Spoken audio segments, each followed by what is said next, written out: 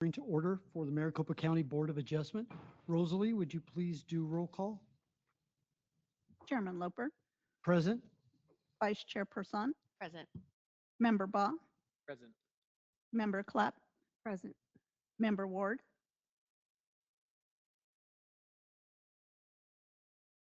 You're muted. Present, sorry. Chairman, we have a quorum. We have a full quorum. That's awesome. Thank you very much, Rosalie. Go on to the announcements.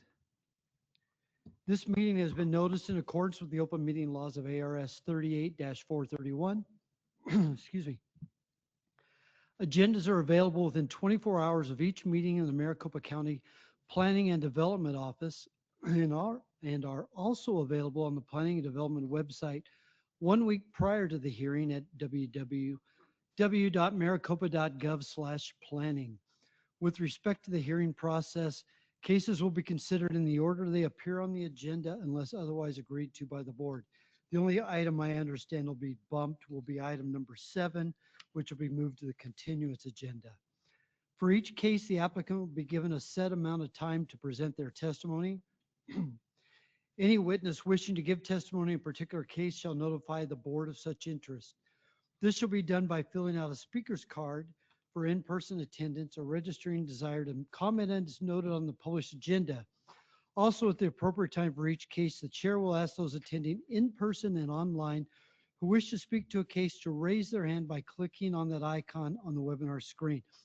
If you are here in person and wish to speak, fill out a speaker request card. It looks like this. It's on the dais, the whatever that's called, the thing that you talk into right there.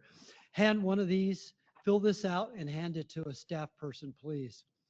Staff will provide the chair with the names of persons who have registered and noted a desire to comment, and those registered participants who have raised their hand.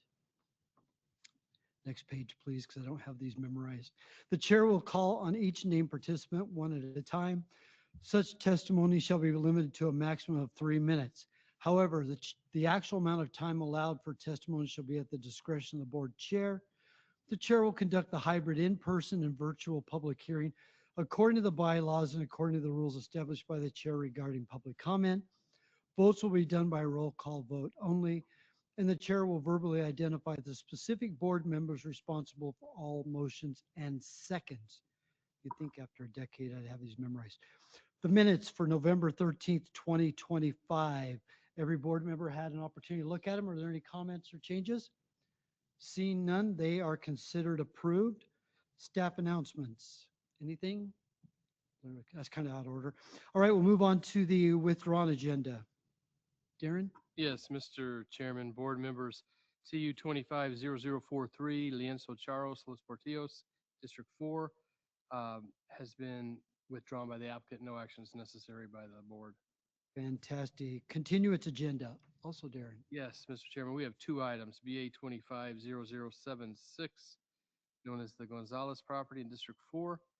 It's a variance to a side setback in Tonopah. This is continued indefinitely at request of the applicant.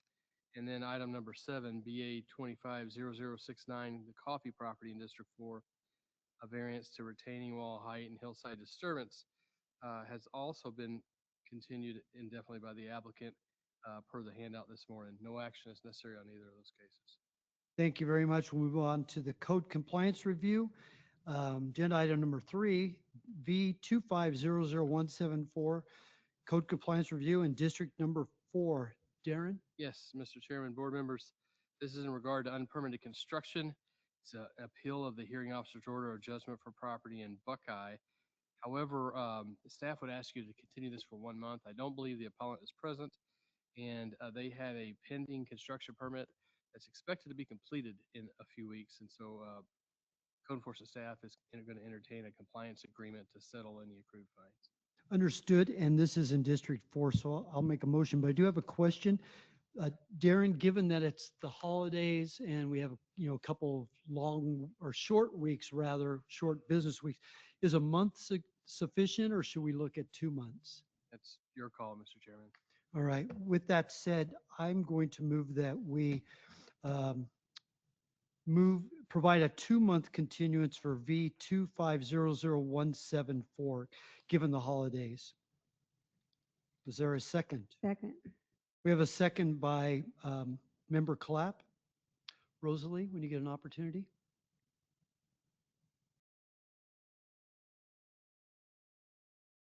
Member Baugh, Yes.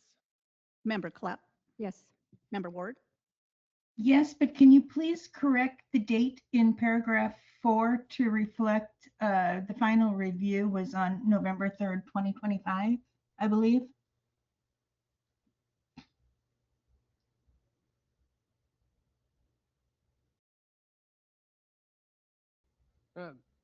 Yes, ma'am. Thank you. Good catch, Member Ward. Vice Chairperson, Yes. Chairman Loper. Yes. Chairman, we have a motion for a continuance by a vote of 5-0. Thank you. We'll move on to the regular agenda. Item number 4, BA 250062, the Johnson resident in District 4. I don't see Paula, so Rachel? Yes. Good morning, Chairman Loper and members of the board. Agenda item 4 is BA 250062 for the Johnson residence.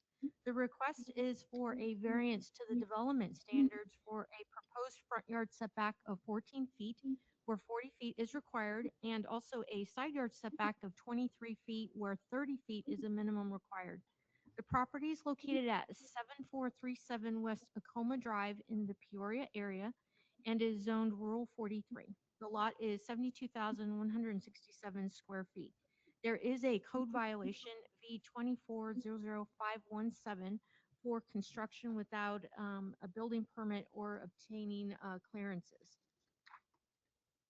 The applicant is requesting 2 variants in order to rectify an existing code violation on the property for the unpermitted construction, which includes a patio and garage addition constructed by the previous property owner. The variance requests are for a west side yard setback of 23 feet where 30 is required, and then also the front yard of 14 feet. Staff notes there is an existing 40-foot ingress-egress easement along the front portion of the property, and the construction was done in 2017 by a previous property owner. Staff notes that the county did issue a building permit, but the property owner did not obtain the necessary inspections to complete that permit. So the property owner, the current property owner has taken possession of the property, but did receive violations for that unpermitted construction. So the applicant is desiring to bring the property into compliance. Staff also notes on the zoning district development standards table, we have an error in the side yard setback. It lists it as 14 feet when it's 23 feet. So I just wanted to bring that to your attention. And then also, based on what the applicant has submitted, staff is unable to identify a peculiar condition facing the property. The site is not encumbered by any topo or physical constraints, and the applicant has failed to demonstrate the general intent and purpose of the zoning ordinance will be preserved. Based upon that, if the board decides and finds that this applicant has satisfied the statutory test, staff is recommending the board consider notification A, which states variance approval establishes a minimum 14-foot front north setback as measured from the street line for APN 200-66008H. And then also B, variance approval establishes a minimum of 23-foot west setback for APN 200-66008H. At this time, we're happy to answer any questions.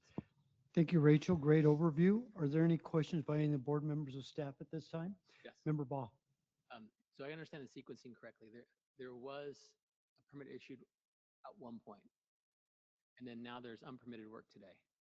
That is correct. So Chairman Loper and Member Baugh, to respond to that, they received a building permit back. The previous owner received a building permit back in March of 2017, was issued for the patio and garage addition, but they did not complete the required inspection. So it was actually done by the previous owner. They did request an extension in 2020, but got denied because they did not complete any of the inspections. So planning and development advised the previous property owner to file for new building permits, which the previous owner did not. The unpermitted work today the same scope as the permitted work in 2017? Yes, it is.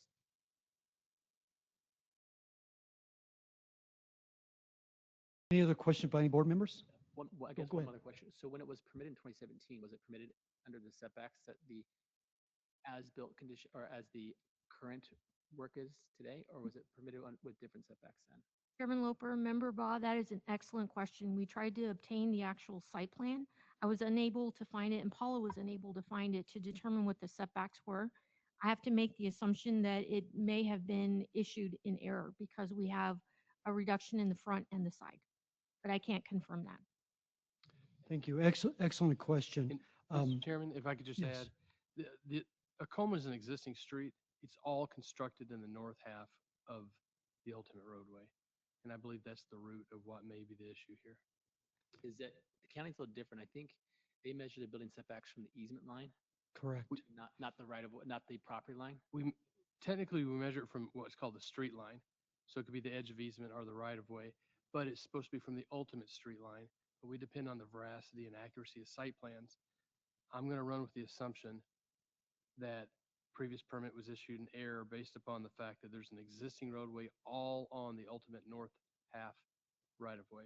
There is no south half right of way. On the easement on this exhibit here, the blue line, 40-foot ingress egress easement, I almost wish I had that line overlaid on an aerial map, because how much of that roadway is within that 40-foot ingress easement?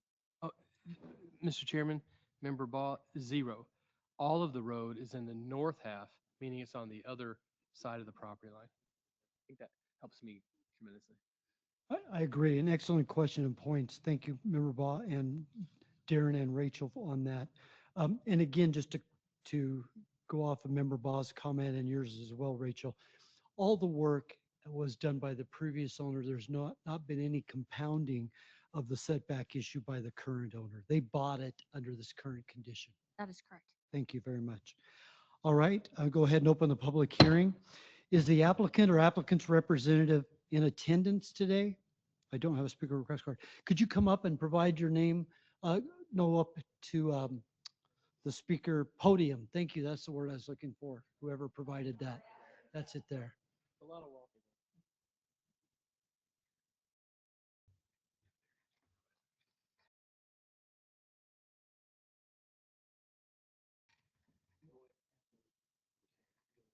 Just provide your name for the record, please, and then provide the explanation for the variance request. Okay, Rolena Johnson. And then, Um, go ahead.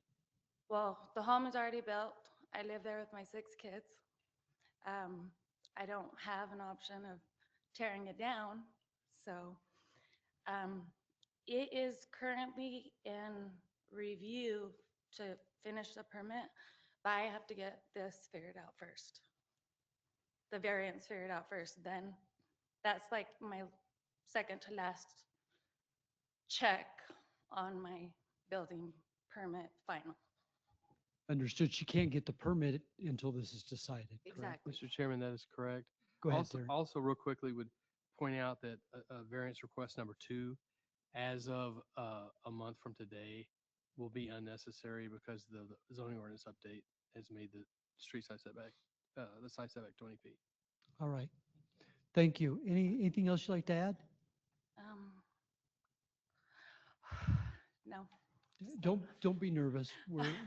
We're hardly professionals up here. Any of us, except these folks here. They do this every day, Okay. but none of us. I did want to mention that there is a site plan and Paula did have it. She knew exactly, like she did get everything. She told me I was ready to go. So if there's something you're missing right there, I don't know how that got lost, but I just did the site plan. Yeah, no, I think go. they were explaining that they couldn't find any historical records of the initial site Oh, plan okay, when it was submitted with the Okay, building I see. permit. So, okay. and I should correct it. There aren't any professionals up here, including the zoning attorney.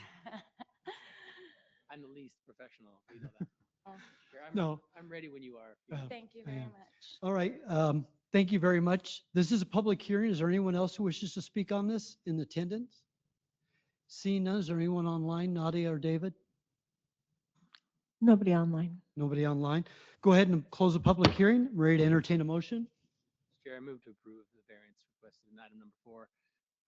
There's clear special circumstance related to the location of the driveway, the historical permitting section, maybe potentially an error in prior efforts, and more importantly, a change in the zoning code going forward. Absolutely. We have a motion for approval by Member Baugh. Is there a second? Second. Second by Vice Chair Person. Rosalie? Member Baugh, Aye. Member Clapp, Yes. Member Ward, Yes. Vice Chairperson, Yes. Chairman Loper. Yes. Chairman, we have a motion for an approval by a vote of 5-0. Congratulations. God bless 6 kids. God bless you and God bless America. Thank you. There you go. Have a good day. Move on to agenda item number 5, BA 250063, the Freeman property in District 3. Isaac?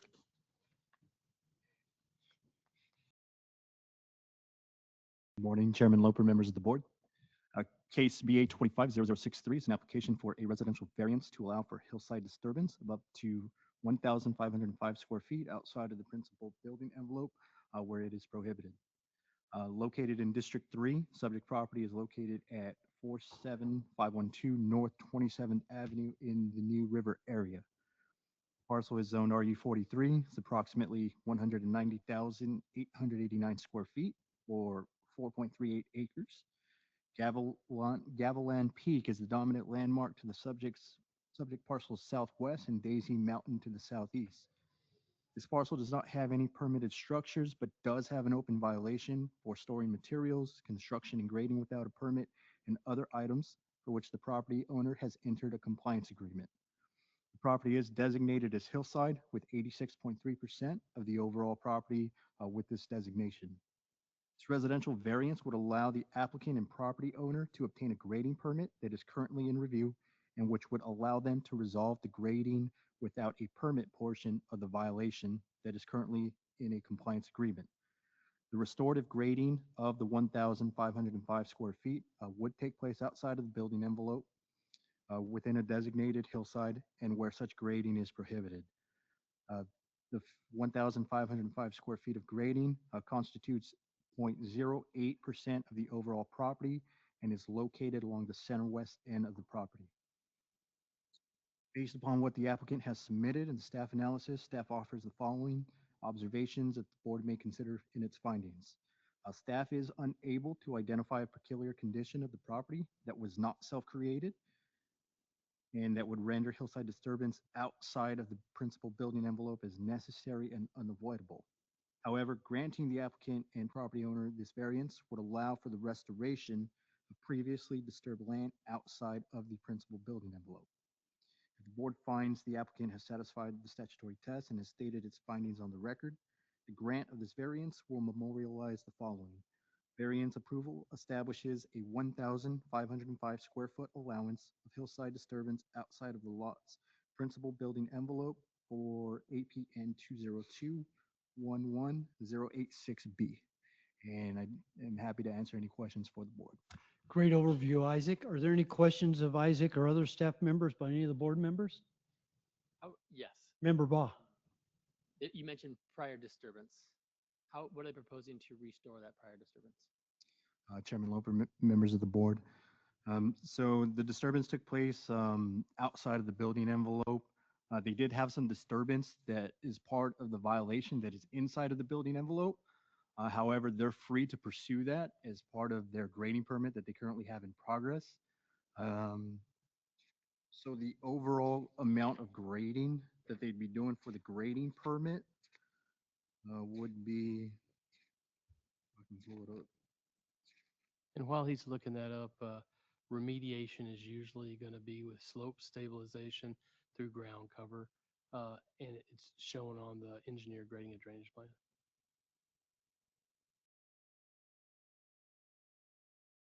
They're doing, excuse me. It's what I was looking for, Darren. Darren, as a follow-up to that, do we require revegetation or things like that with part of the remediation?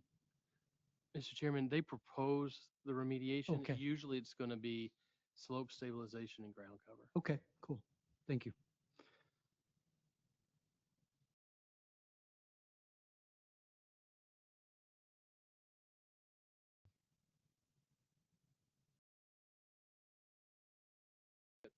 Okay, thank you. Any other questions of Isaac or other staff members by any of the board members? All right, seeing none, I'll go ahead and open the public hearing.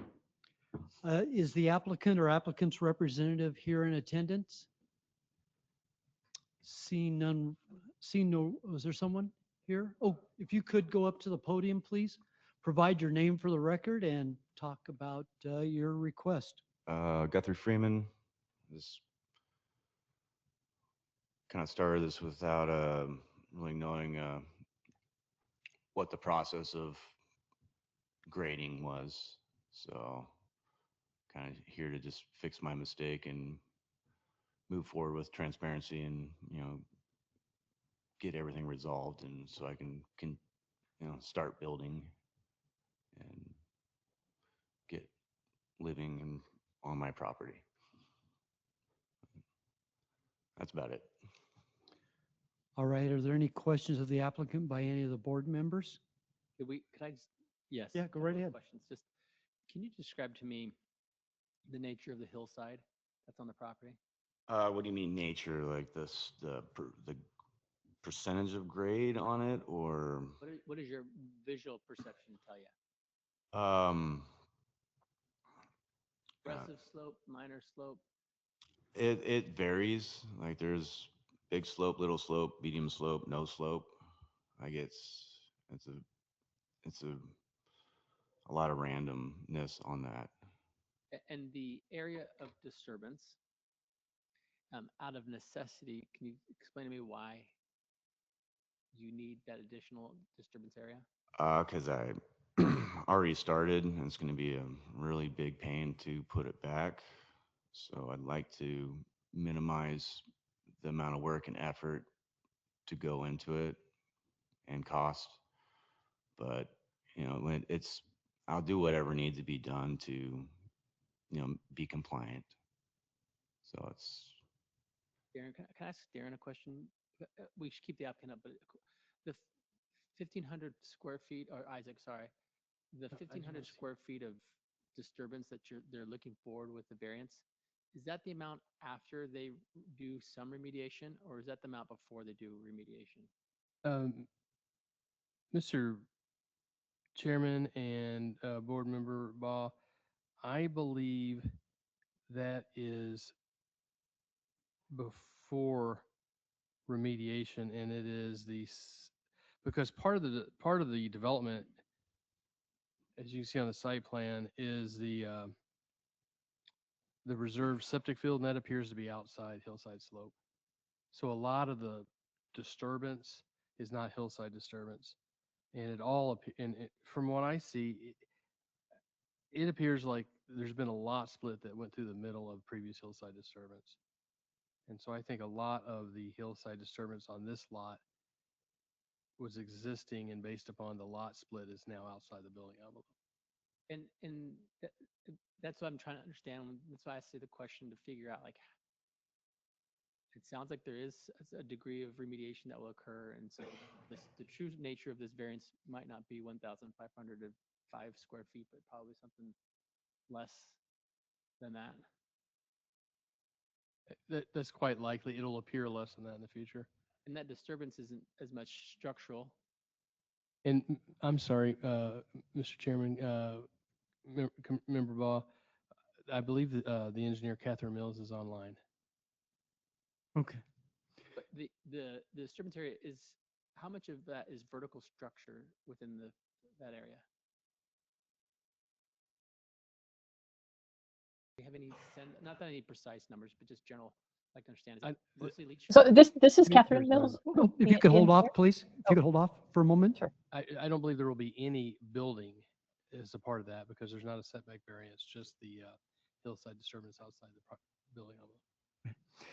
Any other questions of the applicant at this point? Or any other comments? If you could hold tight, we may have other questions for you. I understand we have the engineer online. If you could go ahead and identify yourself, and then go ahead with any comments that you have. Yeah, this is Catherine Mills. I just wanted to answer some of those questions. So the variance we're requesting is for restoring the area of hillside within the building or outside the building setback. Hmm. So the area disturbed within the building setback is not part of the variance. Hope that clarifies that. Thank you very much. It does address that question. Um, Any other questions of the board members for the applicant or applicant's engineer? All right, this is a public hearing. Is there anyone else in the audience who wishes to speak on this item? Do we have anyone else online, Nadia or David? Nobody else online. Nobody else online? Okay, I'm gonna go ahead and close the public hearing and turn it over to the board for discussion and or a motion. This is in District 3. Thanks, Chairman Loper. I feel like a site with this much topography does present a peculiar condition. I think it would be hard to find a way to grade appropriately without disturbing anything. So for that reason, I move that we approve case BA 250063, subject to the language outlined in staff's report. We have a motion for approval by Vice Chair Person. Is there a second? Second. We have a second by Member Clapp. Rosalie, would you get an opportunity? Member Baugh, Yes. Member Clapp, Yes. Member Ward, Yes. Vice Chairperson, Yes. Chairman Loper. Yes. Chairman, we have a motion for an approval by a vote of 5-0. Congratulations, especially given that it's the restorative area. It's the request. So move on to the next item on the agenda. Very much. You're very welcome. Good luck with your finishing up your home. Item number 6, BA 250068, Ben Dusick Edition in District 2. Rachel? Good morning. Agenda item number 6 is BA 250068 for the Ben Dusk Edition. The request is for a proposed rear yard setback of 10 feet where 25 feet is the minimum permitted in the R16 zoning district. The property is within the Vineyards of Mesa subdivision, and there currently is not a violation on the property. So the request is to construct an attached sunroom to the rear portion of the existing residential home. The reduction in setback would be 10 feet where 25 feet is the minimum required.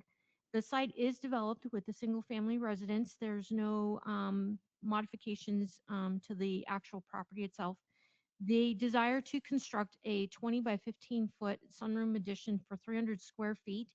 And it's located where there's an existing patio. So the patio will be demolished as part of this request. The sunroom will be considered part of the primary building and must meet the 25-foot setback as established with the zoning district. If the sunroom were to be detached, they could be as close to 3 feet off the rear and side property lines as long as they do not occupy more than 30% in that required yard. But the applicant states that they cannot proceed with the sunroom detached because they are planning to connect electricity to the sunroom in order to have air conditioning to that sunroom.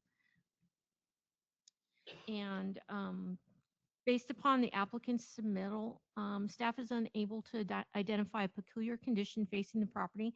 There's no topo or physical constraints, and they also have failed to demonstrate the general intent and purpose of the MCZO will be preserved with the variance.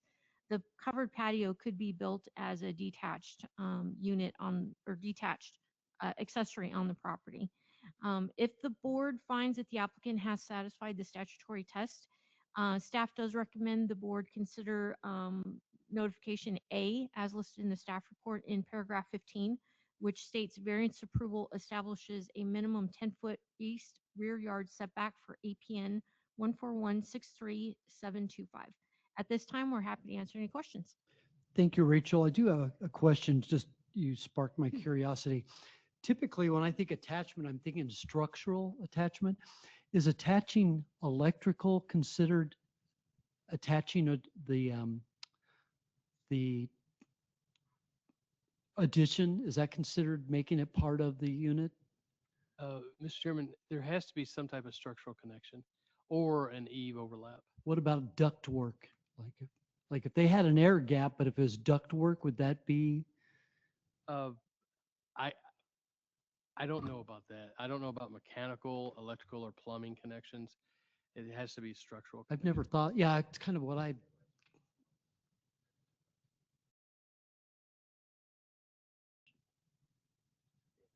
Splitting hairs, but I just was curious.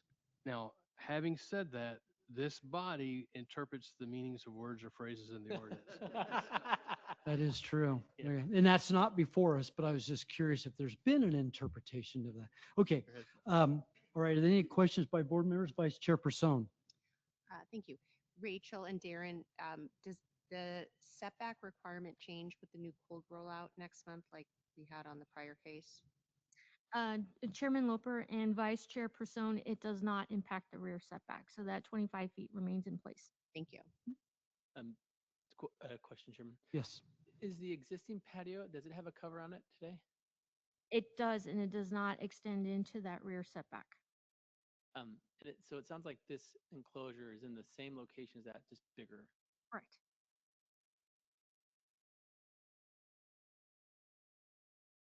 Any other questions by any board members of staff at this time? All right, seeing none, I'll go ahead and open the public hearing.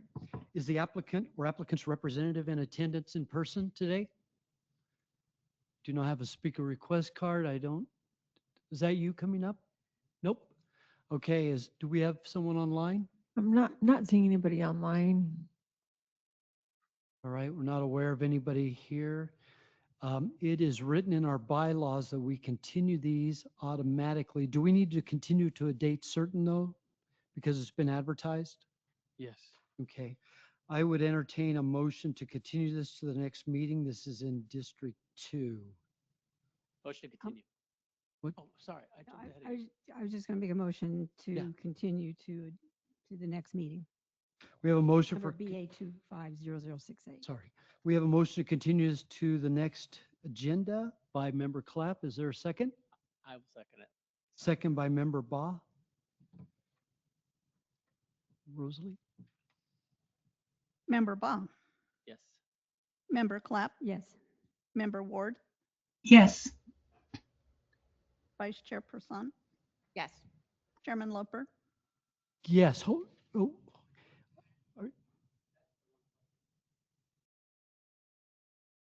This is his case. This is your case? Apparently, I'm sorry. They said 10:30. So Can we reopen something we just took action on to continue? Yes. Yes. Okay, all right then. We need a motion to reopen it then, correct?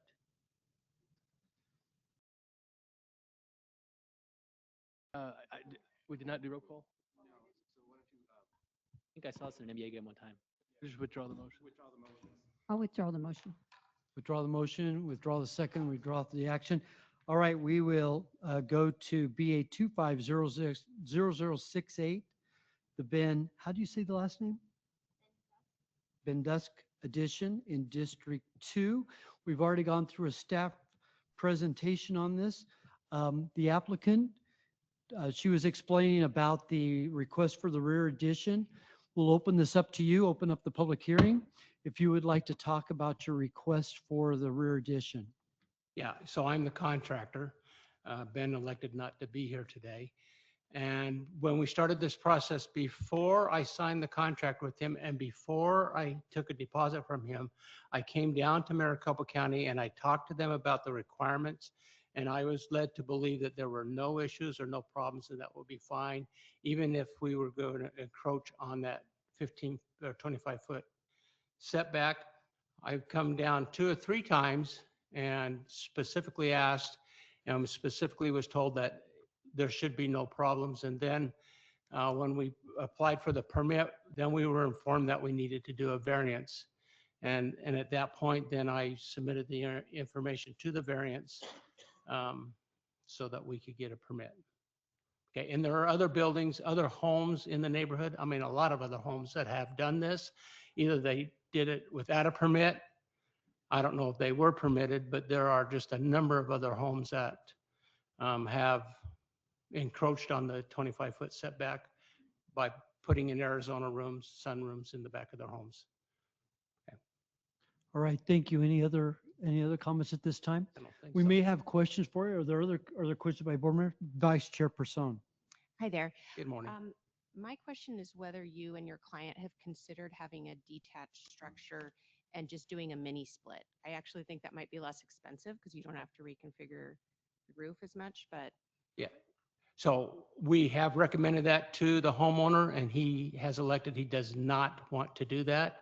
I explained to him that we could, but because of the electrical being put into the addition or the Arizona room, and then also the air conditioning system, he did not want to have a separate system for the air conditioning, and he was concerned about the underground electrical to that. So he's elected not to do that. I might bring up, you missed this part of the conversation. So to be connected, it needs to be a structural connection. That does not mean so the connection, electrical connection does not constitute a structural connection. Ductwork does not constitute a connection. So if there's an air gap structurally, but you have electrical, you have ductwork, you have plumbing, you have other connections, those can occur under the current understanding or interpretation, if you will, as long as you don't have a structure. As long as it can stand on its own, you could have those. You could have the underground electrical, you could have ductwork, you could have other things. I don't know if you think that that could change the property owner, your client's mind or not, or if you'd still want to pursue. There's no guarantee this gets approved. If it doesn't, that's an opportunity or an alternative for you. Or if you'd want to go back and speak with them or if you want to have us go ahead and take action today and see how that falls. Yeah, so I'm dealing with a very nice, kind homeowner, but they don't have a clue. And so even though I've explained it to them that way, because I came down and talked to Maricopa, down here, and I was told that we could do that. I explained that to him. He says, "Oh, no. He wants livable square footage added to the house is his concern." But so I'm dealing with a homeowner that just does not understand any of that stuff. Okay. He's even having a hard time understanding why we're doing this variance. And Understood. Okay. Mr. Chairman, Yes, just Dennis. for the record, is the speaker Mr. Ernie Merrill? yes, sir. Okay. Yeah, I'm the licensed contractor. I apologize. I meant to have you ask or to give your name for the record, if you wouldn't mind. Ernie Merrill. I thought it was on time. I was told 10:30, so I apologize. You're quite all right. Thank you. I'm glad. Thank you for Yeah. attending. Yeah, and I'm a licensed, bonded, fully insured general contractor. So Thank you very much. Any other questions of the speaker? Member Clapp. It was mentioned that by separating the sunroom from the house, it could be less costly. Is that the case, or is it? I don't think so. If it is, it would be minor, that it would change the cost of the project. The cost of the project is not anywhere near his concern, I just was curious. at least right now. So Thank you. All right. Any other questions of the applicant at this time? All right. Do we have anyone else in attendance in person who would like to speak on this item? Do we have anyone else online or anyone online? Nadia? David? Nope. All right, I'll go ahead and close the public hearing. Turn it over to the board for discussion and or a motion. This is in District 2. I will throw in my 2 cents. I realize there are options.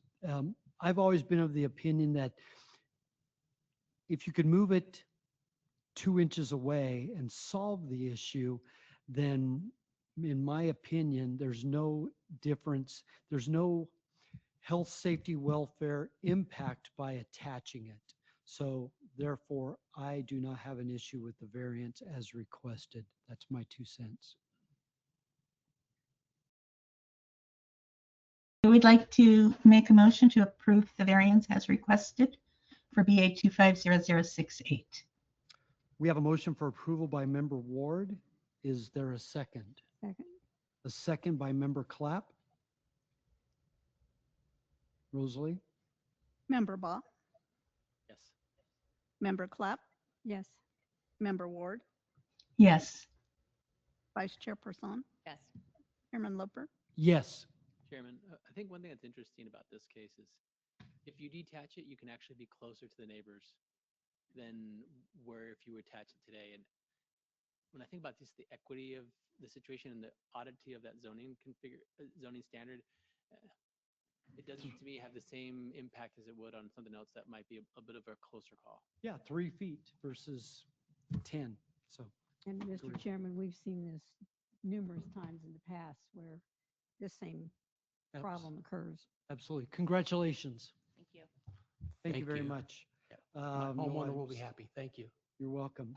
Item number 8, BA 250070, digital billboard conversion in District 5. Andrew?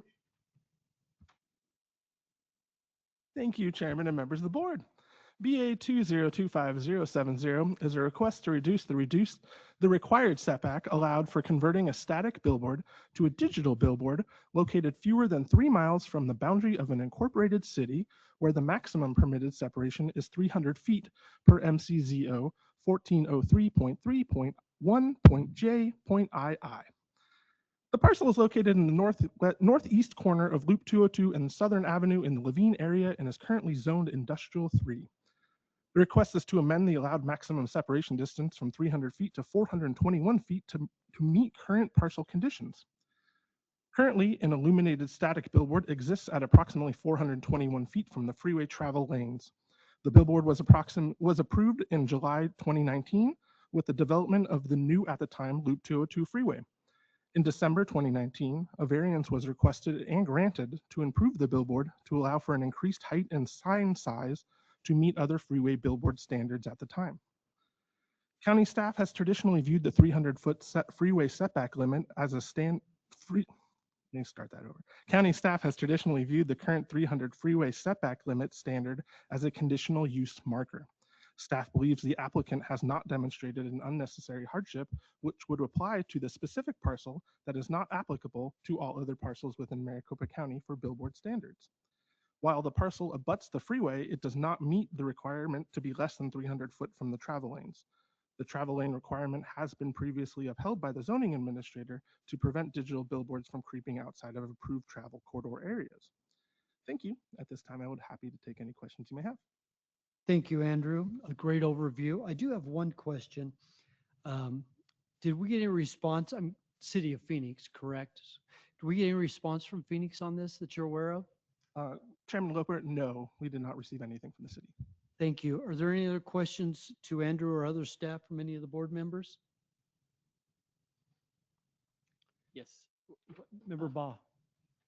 What are the functions of the operations on the property where the billboard's located? I believe it is a dairy bottling operation. It's currently owned by a dairy operation. At Dan Sison? Yeah. And great milk. I love the strawberry milk. Go to his, I don't think it plays into factor of the variance test, but I get it. he has a great ice cream shake place in Payson. Yeah. Fantastic. All right, I'm ready to make a motion. No, just kidding. I think it's important to understand, I would say, the operations that are on the property as well as the surrounding circumstances, north and south. So thank you for answering that for me. Any other questions of staff at this time? Chairman Member Ward. Loper. Yes, I'm curious to hear from you in the Levine area. Go ahead. Thank you. Will it, this I think is for staff, will it change the luminosity at all of the existing sign versus the new sign?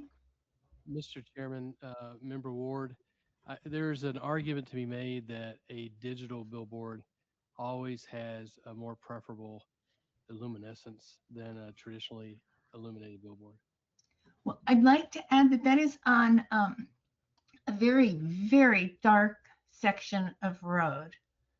And personally, as much as I dislike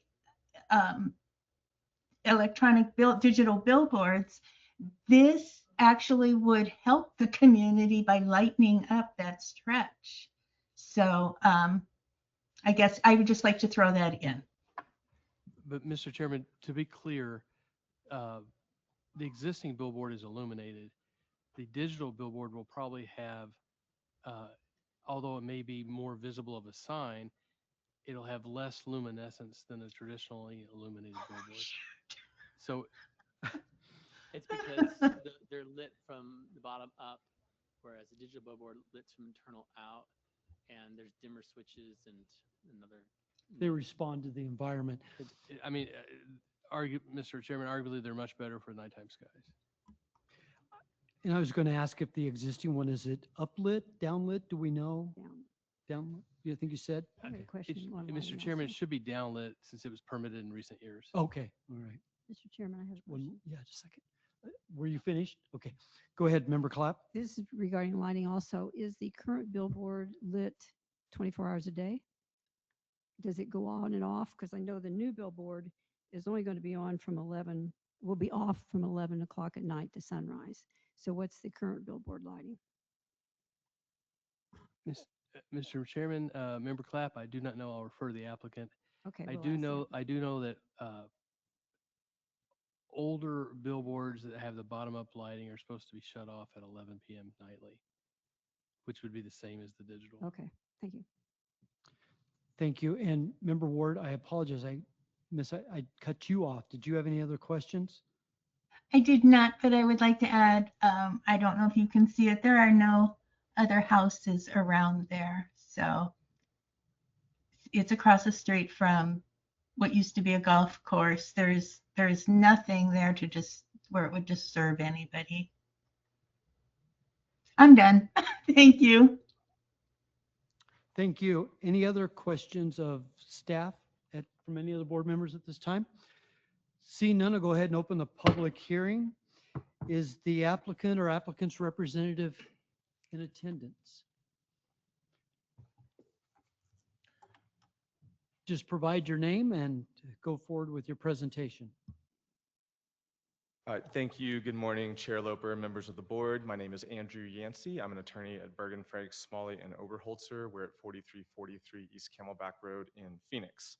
Happy to be here before you today for this digital billboard case. The variance, as was noted, is on the Dan Zeisen dairy property. It is a bottling plant. They do also have a creamery you can walk into there, so you can buy some of that ice cream or milk right in the store if you want to. It's possible that our planner stopped in when he was taking pictures and bought some himself. So this is an existing two-sided static billboard. It is top lit, and to answer one of the questions just a moment ago, because it's top lit, it shuts off at midnight now. It is correct that if it was digital, it would have to shut off at 11 p.m. per state statute and county ordinance. The property is immediately adjacent to the ADOT right-of-way, but because of the peculiar conditions, the billboard cannot be within that 300 feet of the main travel lanes on the 202 that's required for digital conversion under the county ordinance. So what we're asking for today, it is not a new billboard. It's not to change the height or the area. It's just to take that existing billboard that's been operating for 5 years and switch out the sign faces from static to digital.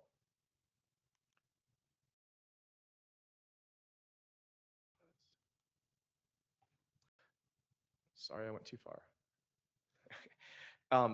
Back in 2019, as was mentioned, we did come before this board for a variance. That was to increase the billboard's height and sign face area. Those variances were pretty common in that time because it was the older version of the county's code. Of note, the digital permission was not available at that time, so that wasn't part of our request back in 2019. That request was approved in large part based on the peculiar condition. That's the same reason we're coming before you today. That's the approvals for 57 feet in height and 672 square feet of sign face area. Of course, today the code does permit digital billboards within 300 feet of the freeway's main travel lanes, but because of the configuration of this property and the surrounding ADOT functions, that is not possible even though the property is freeway adjacent. So that's just the brief history that we have come before you for a variance before, and we don't need to ask for anything on height and sign face area today. So I want to focus on the property a little bit here. The bottling plant is more on the eastern portion of this property. The western portion near the freeway is primarily vacant, except that we have our billboard over there. There is no private property between our property and the freeway. That's all ADOT right-of-way. And of course, I'd like to draw your attention to the separation that occurs between those main travel lanes and the sign. There's two reasons why we have over 400 feet of separation there. The first reason is because there's an on-ramp. We're right at Southern Avenue. That's a freeway exit, so there is an on-ramp to get on. It goes up in elevation, so it comes out a little ways. So that's about 237 feet of separation caused by that on-ramp. The second reason is this retention basin. And this is a particularly large retention basin that's in ADOT's right of way. It adds another 179 feet of separation. So you add those two things together, and there's 420 plus feet of ADOT right of way between us and the main travel lanes. There's no way to locate the billboard on the property in a way that it would meet that 300-foot requirement for digital.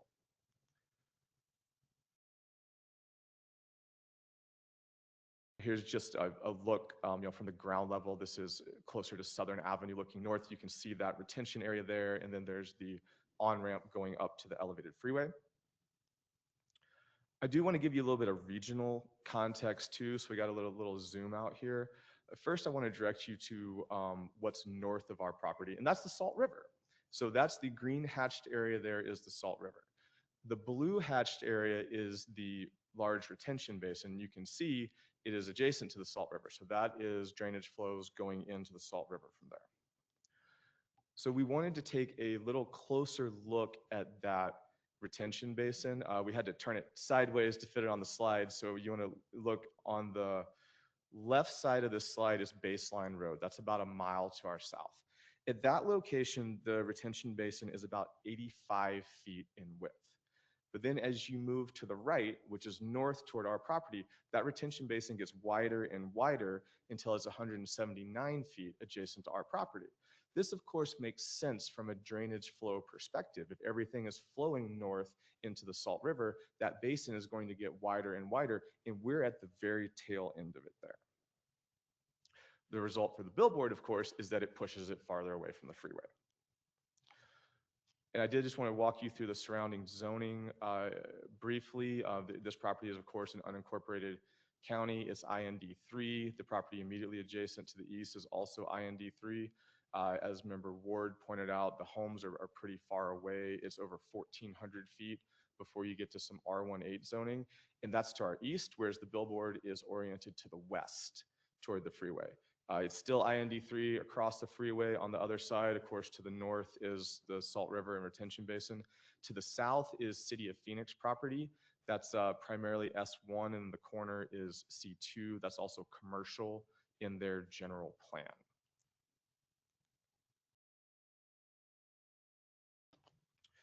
Okay, now I just want to walk through the elements of the variance test here. Of course, the peculiar condition, that's what I've spent a lot of time here talking about so far. The peculiar condition is how far the property is pushed back from those main freeway travel lanes. That's because of both the on-ramp and the large retention basin in the same place.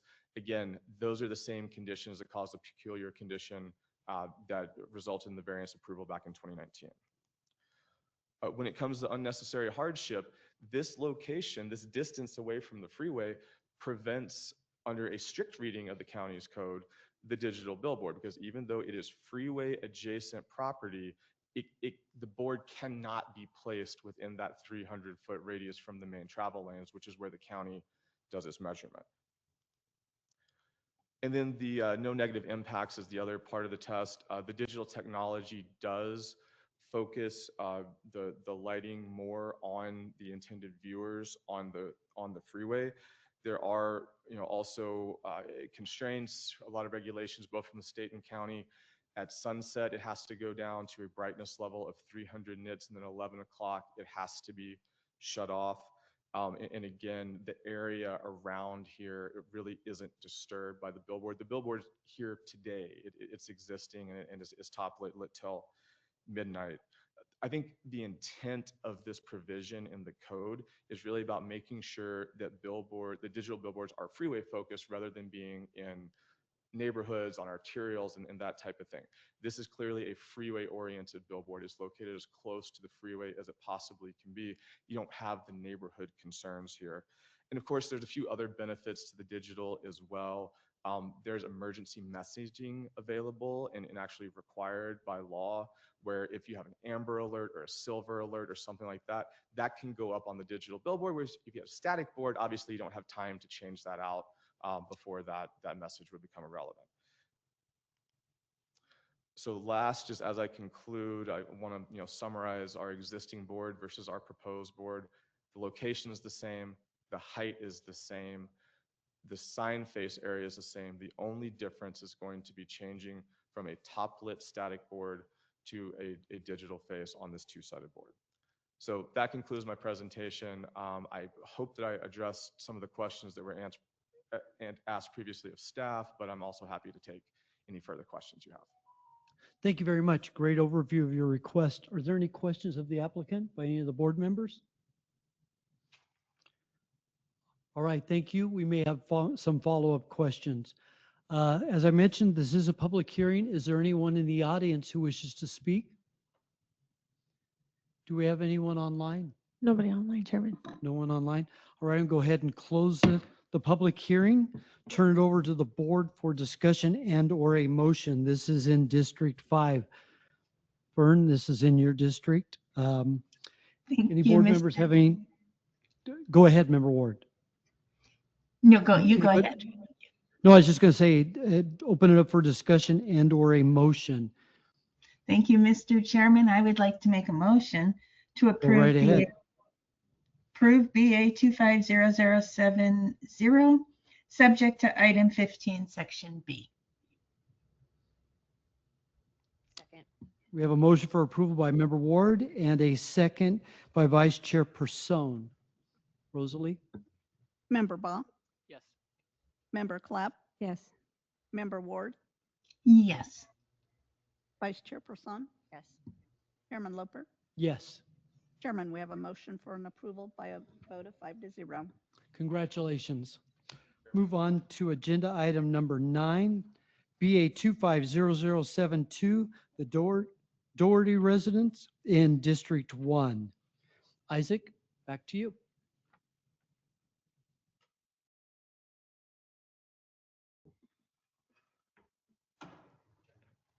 Thank you, Chairman Loper, members of the board. Case BA 250072 is an application for a residential variance to allow for a rear setback of 16 feet where 25 is the maximum allowed. Located within District 1. Subject parcel is located at 9303 East Parkside Drive in the Sun Lakes area in the Sun Lakes 6 subdivision. Property is zone R16, is 6,939 square feet and occupied by a single family residential structure.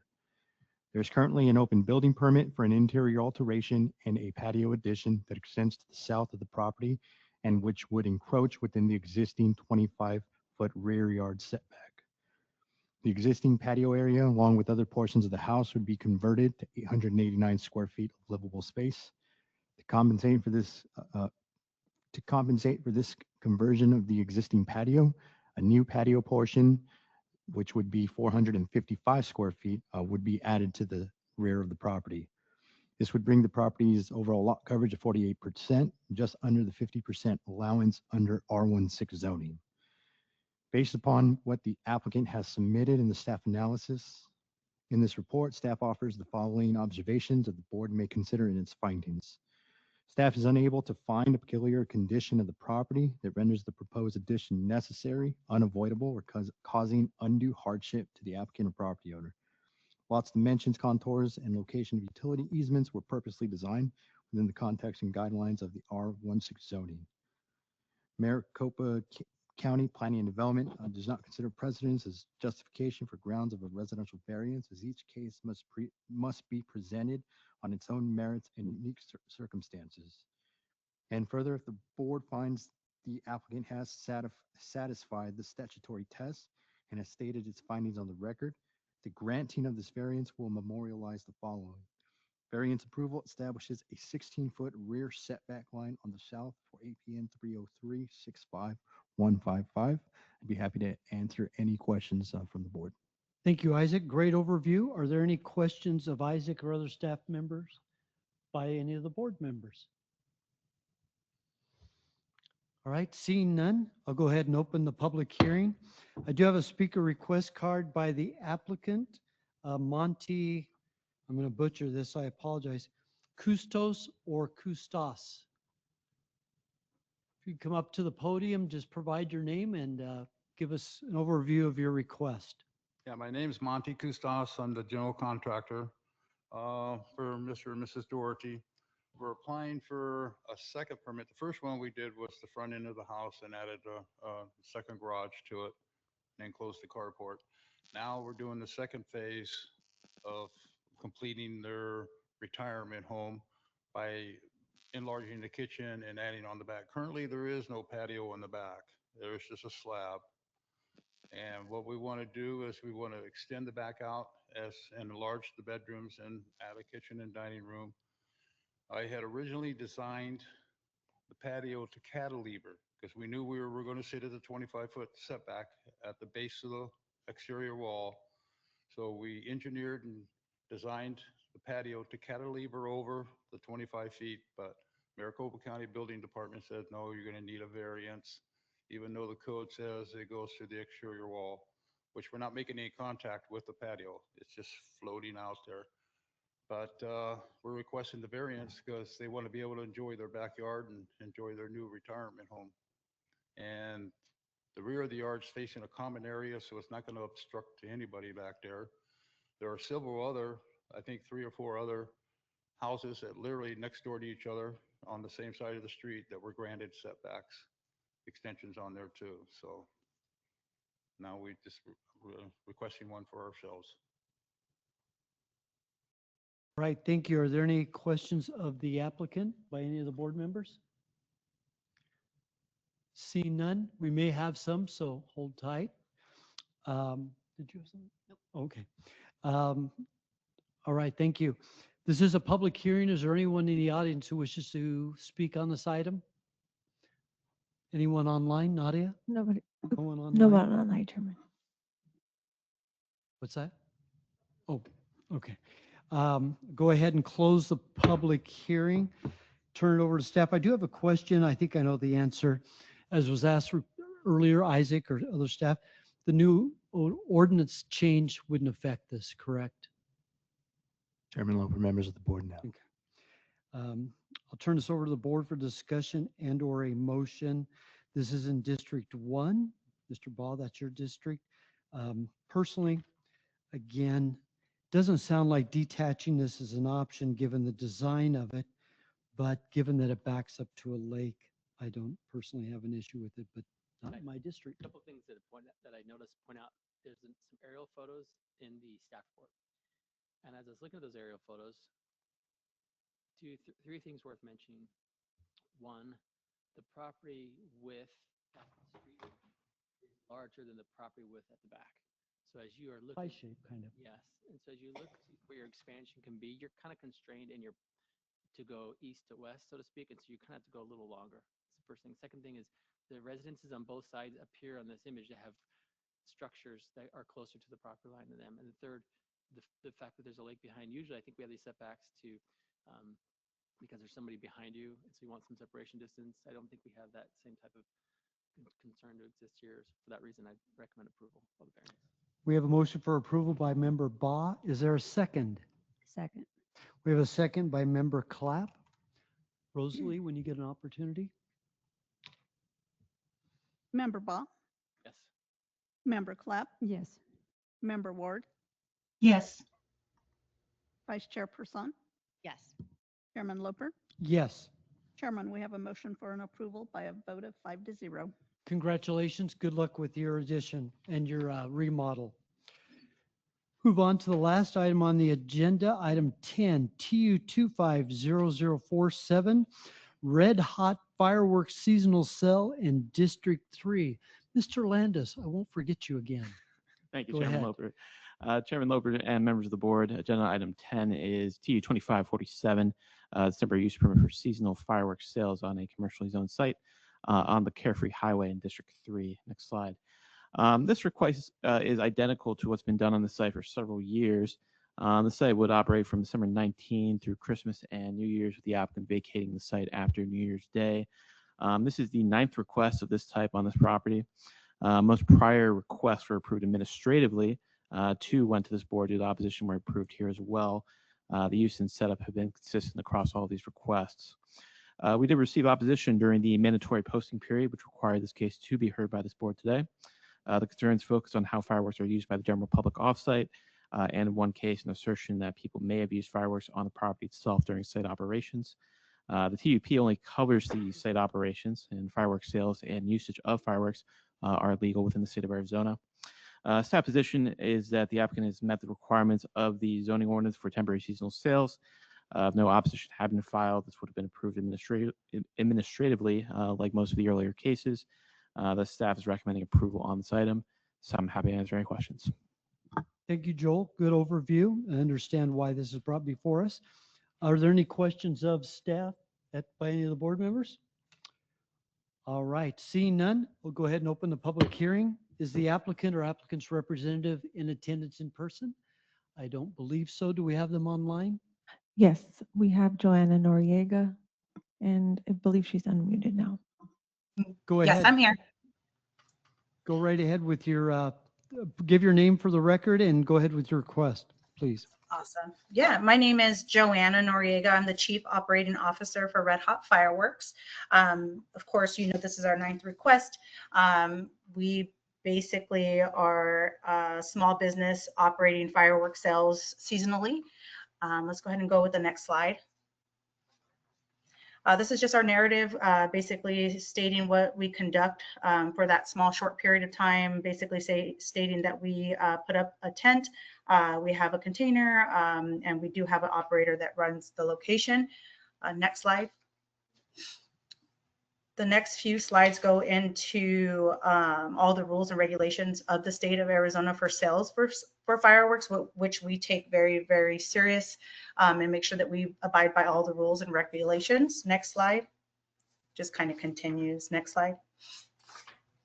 This is a outline of consumer fireworks that can be sold in Arizona, which of course, again, we do make sure we abide by any rules and regulations when it does come to what types of fireworks we can sell. Next slide. This next slide is basically a radius of any other stores that sell fireworks in the same location that we operate business. And as you can see, there is a fried food store that does sell fireworks, same as we do. Next slide. This next slide is just a layout. Pretty much everything's the same as last season. Next slide. This is going to be our copy of our issued permit from the Daisy Mountain Fire Department. They do come out and inspect and ensure that we are following all the rules for the fire department. Next slide. This is just a brief description of who we are and what we do and where we came from. Next slide. And basically, we are a small family-owned business that tried to make a living in Arizona. That's all I have. All right, thank you very much. Are there any questions of the applicant? Vice Chairperson. Thank you. Ms. Noriega, my only question is, the 5 letters of opposition, are those from folks that have just been opposing it every time, or are there new concerns? I believe it is the same person every single time. Thank you. Mm-hmm. Any other questions of the applicant by any of the board members? All right, we have none at this time. If you wouldn't mind staying online, we may have additional questions as we work through this. Thank you again. Do we have anyone else online, Nadia? or Chairman David? Loper, nobody else indicating they'd like to speak. Okay, I will close the public hearing, but again, stay online. Ms. Noriega, we may have questions. Go ahead. Turn this over to the board for discussion and or a motion. This is in District 3. Vice Chairperson. I will make a motion that we approve case TU 250047, subject to the language outlined in the staff report. We have a motion for approval of TU 250047 by Vice Chairperson. Is there a second? Second. We have a second by Board Member Clapp. Rosalie? Member Baugh, Yes. Member Clapp, Yes. Member Ward, Yes. Vice Chairperson, Yes. Chairman Loper. Yes. Chairman, we have a motion for an approval by a vote of 5-0. All right, other matters. Again, want to thank Protective Services, Maricopa County Sheriff's Office for always being here for us. Wish you guys would sit. You make me uncomfortable and nervous standing the whole time. I don't think I could. But I appreciate what you guys do every time. And everyone have a Merry Christmas, Happy Holidays, Happy New Year. We'll see you in January. Darren, anything? Mr. Chairman, just a real quick summary to let you know, with the MCZO update becomes effective on the 9th of next month. I think it will mitigate certain numbers of variances. Residential front setbacks have been reduced to 10 feet with an 18-foot minimum driveway length. Maximum building heights of residential has increased to 35. Industrial maximum building heights increased to 60. Rural 43 side setbacks reduced to 20. There's also the ability to have administrative waivers to parking numbers based upon a parking study, professionally prepared parking study in multifamily, commercial, and industrial. So a lot of those will reduce your numbers, but this was your last temporary use permit. They're now going to the Planning and Zoning Commission so you can focus on quasi judicial matters. And we do think that'll speed up temporary use permits because they meet twice a month. But we'll see you next year. I liked those. I like the wedding venue ones. Those are always fun. I love talking about where they're going to put the porta potty. I do too. I do. The alcohol and everything else. Hey, thank you very much. We appreciate all that you do. Great job on the zoning ordinance. Listened to you guys online the other day, and I know that was quite a heavy lift, and you did it in really record time. It surprised me, but good work on that. Max, I hope the drafting you were doing on your fantasy team during this went well.